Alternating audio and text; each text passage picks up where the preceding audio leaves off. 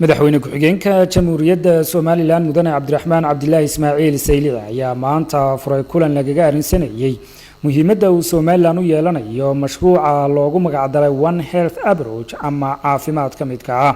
Kulankan oo socon doona muddo 2 cisho ah soona qaban qaabisay hay'adda Jarmalka ah ee GIZ ayaa waxaa ka soo qayb galay mas'uuliyiin ka tirsan xukuumadda jamhuuriyadda Soomaaliland, xildhibaano qaar ka mid ah ururada maxalliga iyo kuwa caalamiga ah iyo waliba mas'uuliyiin ka socday wadamada Afrika ee mashruucani uu ka hirgalay.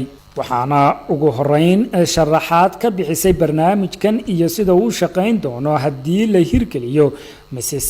Carola oo ah madaxa ugu sareeya hay'adda GIZ xafiiskeeda Soomaaliland, taas oo sheegtay in asaaska mashruucani uu ku tacalluqo caafimaadka dadka, deegaanka, beeraha iyo waliba xoolaha. waxaa isaguna goobtaasi ka hadlay agaasimaha guud ee wasaaradda horumarinta caafimaadka Soomaaliland Maxamed Cabdi Xergeeye.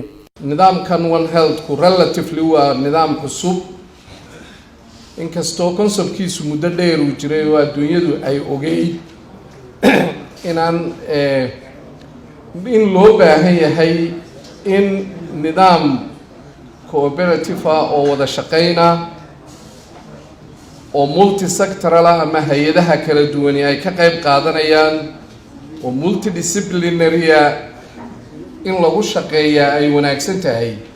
haddana muddooyinkii dambe unbaa especially markii ay soo baxday xanuunadii COVID-ka dilaacayay iyo unbaa muhiimadiisa aada loo arkay. waa runtii hanaan iyo nidaam iyo approach aan isleenahay wax weyn ayuu ka tarayaa caafimaadka dadku keligii ma taagnee wuxuu ku xidhan yahay dhinacyo badan. caafimaadka dadku wuxuu ku xidhan yahay caafimaadkii xoolaha, waxa uu ku xidhan yahay food security iyo cunto wanaagsan in la helo, oo waxyaalaha ay wasaaradda caafimaadku la tacaasho waxaa ka mid ah nafaqa darro baahsan, taas oo dhinaca kale kaga xidhan helitaankii nafaqo iyo cunto isku dheelitiran. waxa uu ku xidhan yahay degaankii iyo environmentkii. intaas aan sheegnay oo ay ku jiraan in la helo biyo nadiifa, dhammaantood midba ka kale ayuu ku xidhan yahay, midba ka kale ayuu saameyn ku leeyahay. mashruucan oo ay fulintiisa yeelan doonaan marka la hirgeliyo wasaaradaha caafimaadka, deegaanka, qorsheynta iyo biyaha ayaa iyaduna madashaasi waxaa ka hadashay wasiirka wasaaradda deegaanka iyo isbeddelka cimilada Soomaaliland Marwo Shukri Xaaji Ismaaciil Bandare. run ahaantii approach kan maanta cusub ama habka cusub ee maanta caafimaadka aynu kaga hadlayno markaynu dib u eegno, runtii horta waxa walba waxay ka bilaabmaan mother nature. waa hooyadu waa maxay?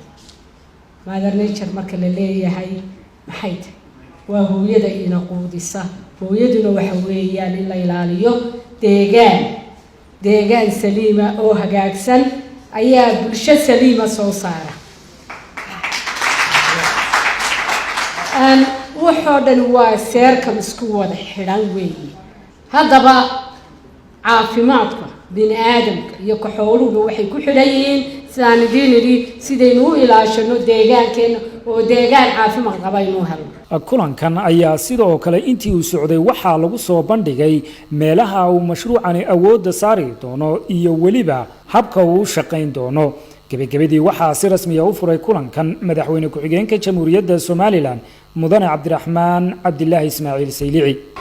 waxaan si weyn u soo dhaweynayaa mashruucan One Health oo run ahaantii barbilow ah u noqon doona qorshaha ama geedi dheer iyo dadaalka laynooga baahan yahay in la iswaafajiyo caafimaadka saddexda dhinac ah ee dadka, xoolaha iyo deegaanka.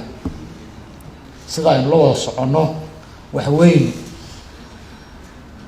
baa iska bedelay guud ahaan nolosha ama qaab nololeedka bulshada caalamka. waxaa si weyn u kordhay masiibooyinka dabiiciga ahaa ee kusoo noqnoqda sida caalam kusoo noqnoqda sida fatahaadaha webiyada, dabaylaha, duufaanada kala duwan, dabka kaymaha iyo abaaraha, roobabka oo yaraaday, abaara soo noqday, kuwaasoo khatar weyn ku ah dhammaan nolosha aadamaha aynu ku noolahay, koonkana ku noolahay. waxaa sidoo kale waxaa dunida kusii kordhay xanuuno kala duwan oo aynaan hore aqoon, sida ay ka mid ahayd xanuunkii aafada ahaa ee 2 sano adduunyada halakeeyey COVID-19, oo ka mid ah xanuunada kale Ebola, dengue fever iyo waxa lamid ah, kuwaasoo sababay dhimashada malaayiin shucuurtii ku noolayd caalamka ay ku noolahay. dhinaca kale waxaa waxyeello weyn loo geystay deegaanadii iyo dabeecaddii isu dheelitirnayd ee ilaahay nagu manaystay in aadamuhu ku noolaado. waxaa sii dabargo-aya xoolaha nool, duurjoogta iyo dhirtii munaafacaadsiga u ahayd nolosheenna bulshada. waxaa lanooga baahan yahay in aynu mar walba ku baraarugsanaano in ilaalinta deegaanku ay muhiim u tahay nolosha xoolaheenna, taasoo iyaguna laga maarmaan u ah caafimaadka iyo badqabka bulshada reer Somaliland. cabdiraxmaan axmed ibraahim cabdiraxmaan bataash, telefishinka qaranka jamhuuriyadda Somaliland, Hargeysa.